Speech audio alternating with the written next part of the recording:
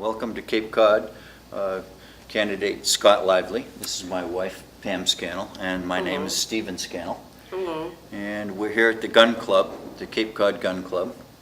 It's a beautiful facility. Yes, it is, very good. And it's a hot day on the Cape. So let's get into the fisheries, shall we? Yes. Yeah. Scott, now I've had a life of being an activist, and that is differentiated, let's say, from being the fisherman's friend. I don't consider myself to be the fisherman's friend. I'm more a friend to the environment. And I'm more a friend, frankly, to the United States of America in that we need fish. We have to have fish. And so I say we have to have responsible fisheries management. We don't have that. Now, going back to the days when the Russians were out there, we didn't have it then. And then previous to that, going back to Thomas Jefferson's day, he complained that we were taking too many cod. So we didn't have it then. We really never had really great fishery management. And so what I propose is something I call the sea farm system. Okay. And that's what I'm going to explain to you and get your opinion on that. Sure. Can I respond to Yeah. Mr. Farr? Well, what I would suggest is that actually is a friend of fishermen, because legitimate fishermen care about the fish. Yes. Right? Right. They care about preserving the fish breeding grounds. Yeah. Right? They're concerned about sustainability in the sense of that, you just don't wipe out the fish habitat by coming in with a big commercial boat and with the gill nets and all that, just wipe out the entire population in a single day. That's just completely irresponsible, and I'm with you on that point. But I'd say that is pro-fisherman, not anti-fisherman. It's anti-corporate, really, is what anti-corporate fishing, and more in favor of legitimate sport fishing and small business fisheries. People who make their living and that have to come back to the same territory year after year. They're not using these kind of tactics that you're talking about. And I completely agree with you on how irresponsible those things are. Years ago, I was opposed to something called limited entry, and that was in the 1970s. In the mid-70s, Massachusetts, I think, pioneered, and the rest of the world followed this business of tying up the fishing licenses among a few fishermen. I was opposed to that then as a fisherman, and I'm still opposed to it.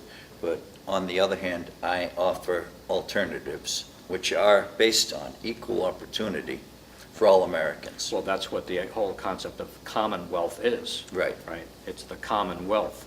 Right. You can't limit some percentage of the population that gets the wealth and everybody else's.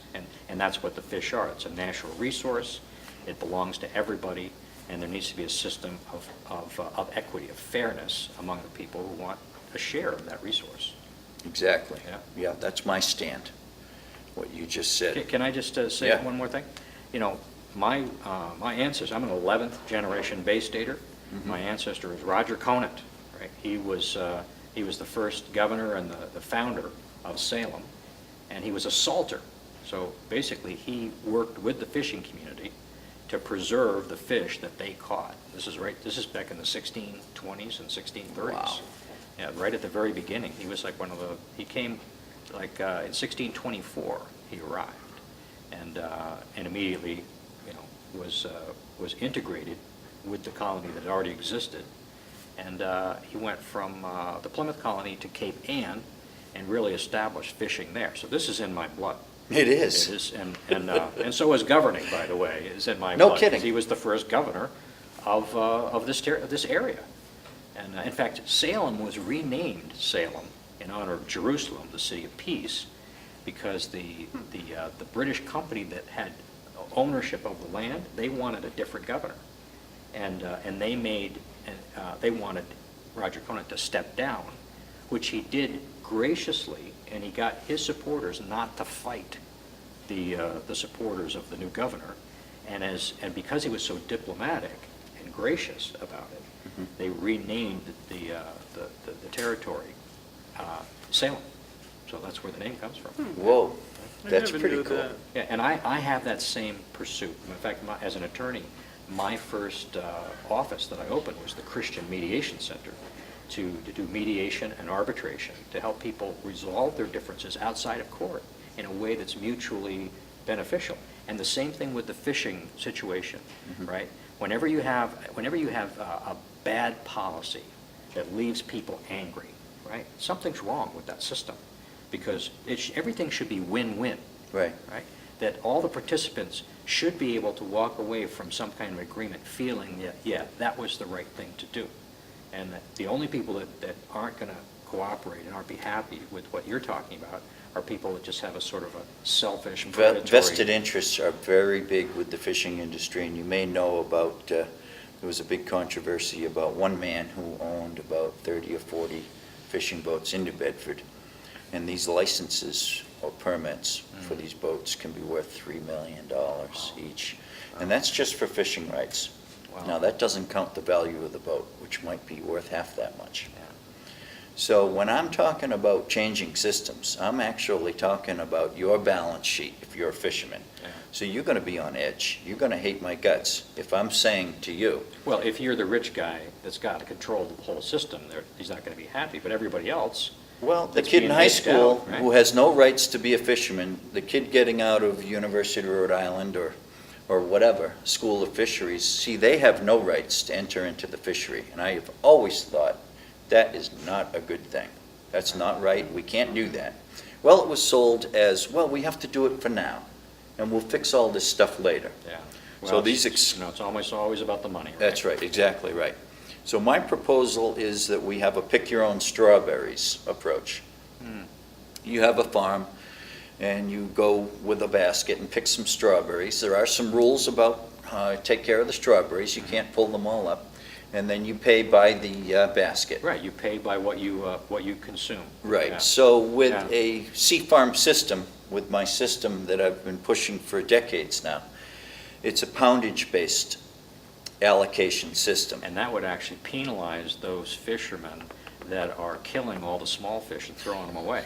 How'd you know that about my system? Because that's 90% of the meat of the system is, okay, so you've got a boatload of codfish. Uh-huh. Now, you came in with a hard bottom drag a boat and you're unloading your codfish, you're going to get a penalty. And you came in, I'm looking at Donald Trump over there, you came in with your jig caught fish. I think That's Donald Trump's on Captain our Trump, side. Yeah. right? And now Captain Trump's going to get a discount because he didn't rip up the entire bottom. That's right. I mean, that makes sense. Right, And right. we have a major problem with ripping up the bottom. Yeah. And everyone knows that. Yeah. It's just that everyone has not been given the opportunity to say, well, what else could we do? Right. Now, in this system, you can buy out the guys with the vested interest over time. Yeah. You can say, okay, take that value from your permit and pay it down, fine, buy the poundage you need. And that's a fair approach. Yeah. You sort of you phase out the old system and phase in the new one, Right. right? Give people an opportunity to adjust their business model, right? And, Yeah. But, people that end up with sort of a monopolistic power, that's, especially when we're in a commonwealth, right? This is the Commonwealth of Massachusetts. Yes. That our policies need to reflect that kind of mentality, that the natural resources belong to all of us, and nobody gets to have a monopolistic control over any aspect of it. No, well, that's the ideal. I Yeah. think that's correct. Right, and now private property, that's a different matter. You want to build your own private enterprise. Like a right? fishing industry, a fishing boat, complete with a restaurant and a fish house, let's say. Yeah, That's your private balance sheet. That's wonderful. We need more people making more money, of course. there just has to be concern for, you cannot destroy the fishing breeding grounds. You can't wipe out the entire Yeah. population of a fish and then just go off down the coast to some other place and then come back 5 years later Yeah. and do it again. It's just completely Yeah. irresponsible and frankly, I think it's criminal. I think that's Well, criminal. it's legal. That's the thing. Well, there's, it is criminal, it's criminal in the sense of being completely unethical Yeah. and being something that is you know what a crime is? I'm an attorney, I'm a constitutional Okay. law attorney, and I've studied criminal law. Mm-hmm. And what a crime is, the difference between a crime and a tort. A tort is a private harm. I do Yeah. that, I've just Right, committed okay. a battery against you, right? Right, yeah. That's a private harm. But if I do a crime, a crime is a harm to the society as a whole. Mm-hmm. That's what makes something a crime. whether it's called a crime in the law or not, it's still a crime in the principle of in jurisprudence. Right. So that's what we're talking about. When someone, even if it's legal, if they're acting in a way where they're committing a harm against the public, they're engaging in criminal behavior, even if there's no law against it. Yeah, I, in economic terms, have been taught to call that externalized negatives. When you put your destruction on the environment over to the public balance sheet and say, you pay it, I'm not paying it, that's your deal. And there's something called externalized positives. So I'm, let's say, bringing out some tire reefs as I go on my jig fishing trip, and I'm getting those attached and mussels are growing on them. That would be an externalized positive. So in other words, you're producing a benefit instead of a negative effect, you're having a positive beneficial effect. Mm-hmm. And you're contributing to the increase in the commonwealth instead Yes. of depleting it Yeah. for your own selfish purposes. See, that was the philosophy of Benjamin Franklin.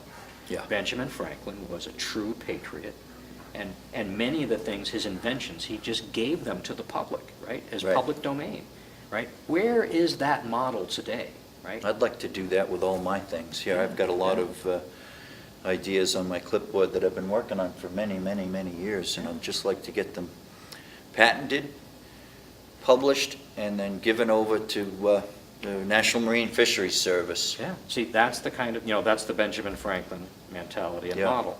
And instead of this idea of grabbing as much as you can for yourself, keeping the price as high as you possibly can to get the maximum amount of money Yeah. out of other people, right? That is just simply predatory. It's not American. It's not the American way. It's not the kind of model that the Founding Fathers established for us. It really just, anytime when people are pursuing things out of selfish motivation without concern for other people, even if they can get away with it, even if it's legal, it's still, Yeah. it's still, it harms us. And in that Yeah. sense, it's criminal in that sense. In that sense, I agree. Now, there was a man on Nantucket who I got to know fairly well, Charlie Sales Sr.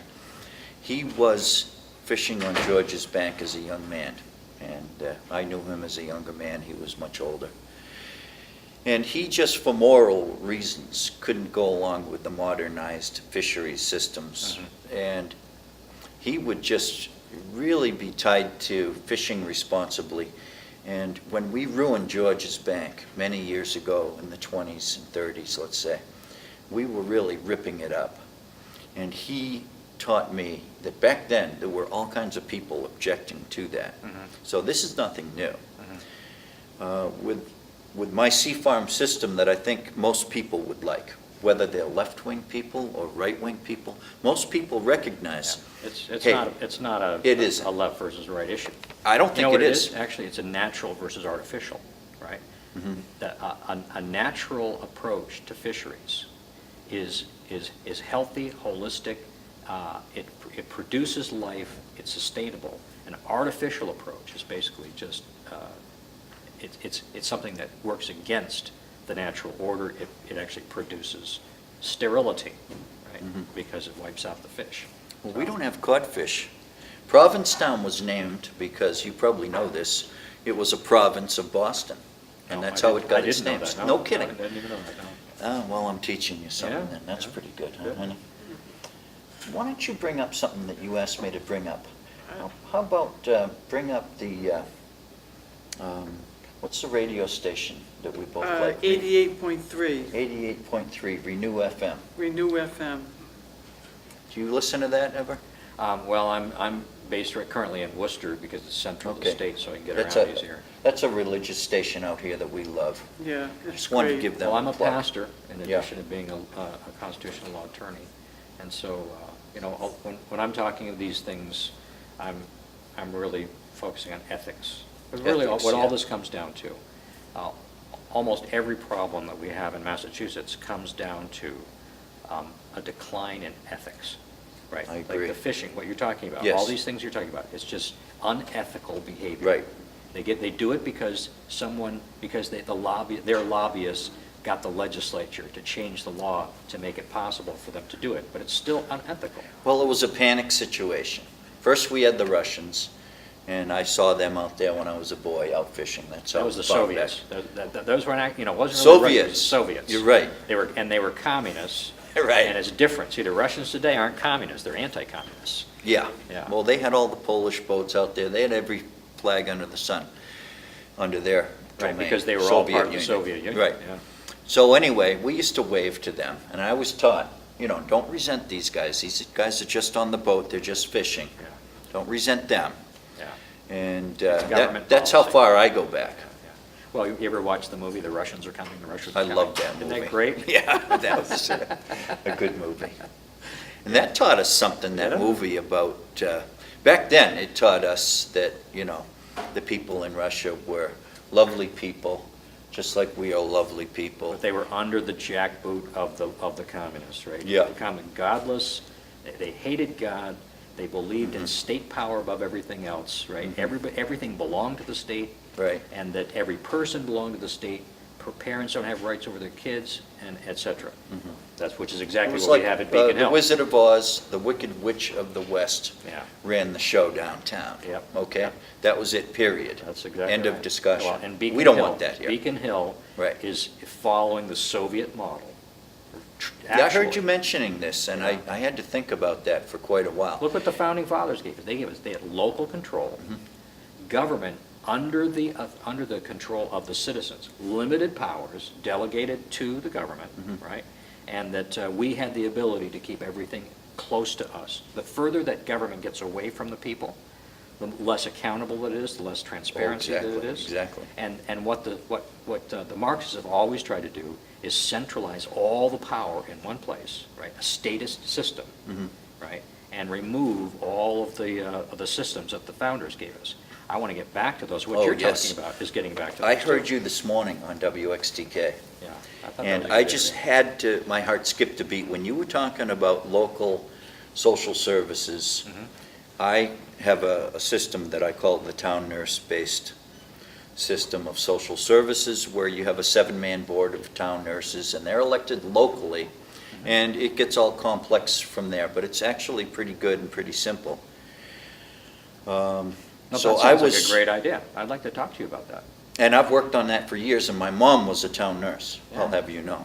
Yeah, see, and and by doing something, I can just already, the light bulbs are going Yeah. off in my head. Yeah. Because the more you actually have the people providing the services. Yes. Living close to the people that need them. Yeah. Right? And interacting with them. Yeah. Because like you do in a town. Right. When there's a healthy, natural community, people know each other, they look out for each other, they look out for each other's kids, right? Like we used to have in the 50s. Oh, I right? loved it, yeah. Right? Pam and I are both members of Bay Bridge Clubhouse and Cove Clubhouse in Harwich for people that have mental illness. And these kind of things can either be run properly by local people, or they can be run by the big monsters who want the money. Right. And much And the beyond that. warehouse people, that's all they do is warehouse people. And boy, I gotta tell you, My we need dad- to get my back to dad was- local. Yeah, my dad was very severely mentally ill. Oh, I didn't know that. That's I was an alcoholic and a drug addict for 16 years. Oh, that might have brought that on. Right, I was 12 years old. Yeah. Retreating from the pain of my father's mental illness in our Oh, no home. kidding.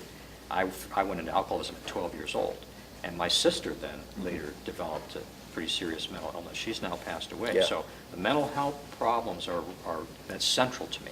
Yeah. And one of the biggest problems that we have is that the liberal, well-meaning liberals, Yeah. thinking that they're going to help to provide more freedom to mentally ill people, they took away all the institutional services that we used Yes, to have. I totally agree. And stuck them out. Half the people that Yeah. are out there standing out there with those signs that say, out of work and all that, are mentally ill. They don't have any place to go. They're sleeping in the bushes. It's criminal. It's absolutely It criminal. really is. And it's all because we took away the services for the mentally ill, and because everything got so far away. The people that are designing our mental health programs are on Beacon Hill.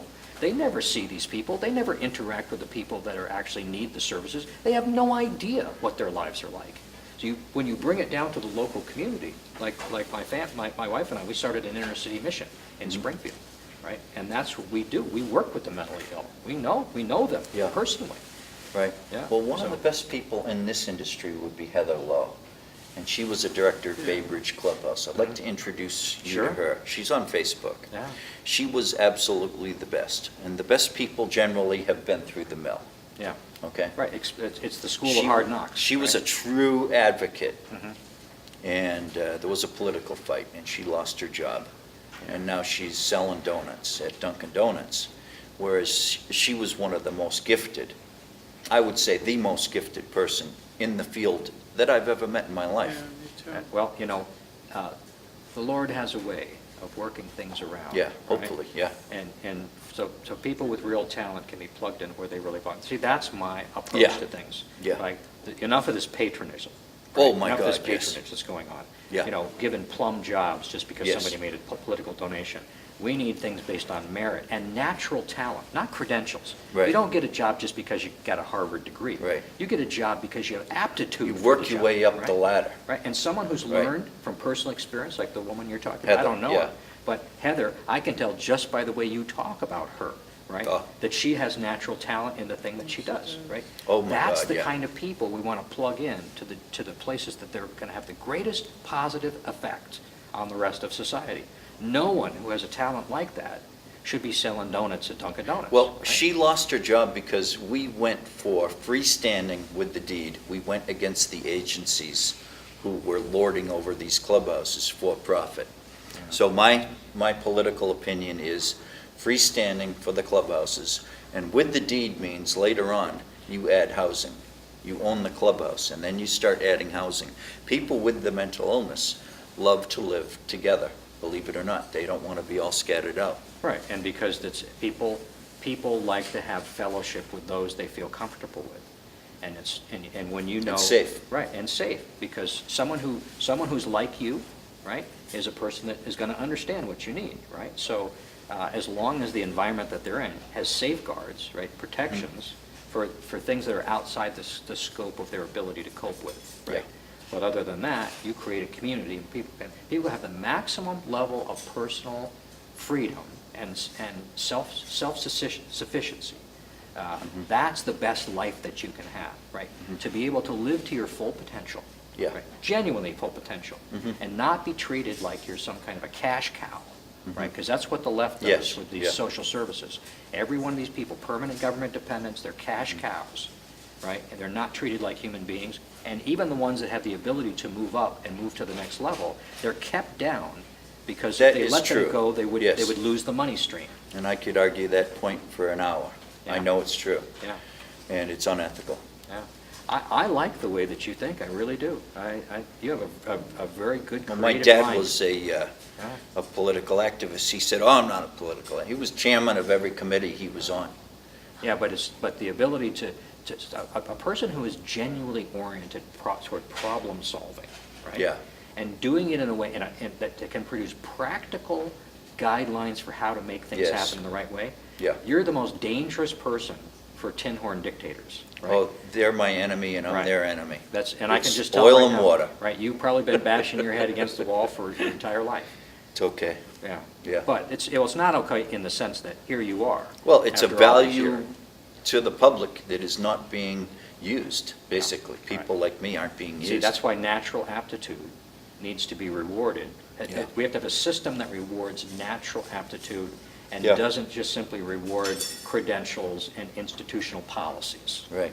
Yeah. Now, we only have a minute or so. So I'd just like to also let you know, and you can look into this, but I have solved the energy crisis. In my work with designing windmills and wave generators, I figured we cannot keep trying to design windmills offshore that bring electricity in.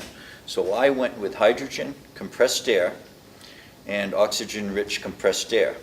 With a pipe bundle, this can hold up a monorail system for this country and for the world.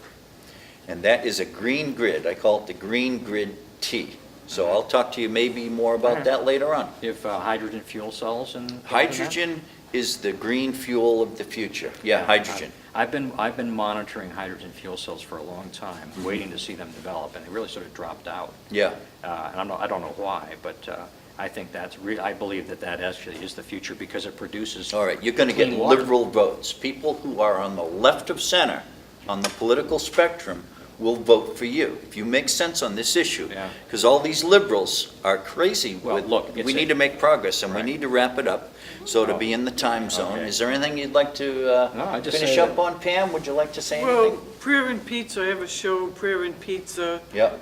and it might already been, the latest one might have already been shown on 99, but 99 is where to watch out for that and the Scannell agenda. Oh, thank you, honey. Very good. And this is our candidate for governor, and he said this morning that he's going to win. And I He do is think he gonna is. I If believe I have I am. anything to do with He is it. gonna win. September 4th, that's right, the election. I'm asking people to pull a Republican ballot on September 4th and vote for me, Scott Lively, for governor of Massachusetts. And I will turn the state around, you know, with. I think you with people will. like- Put her there. All right, thank you. Thank you. God bless you.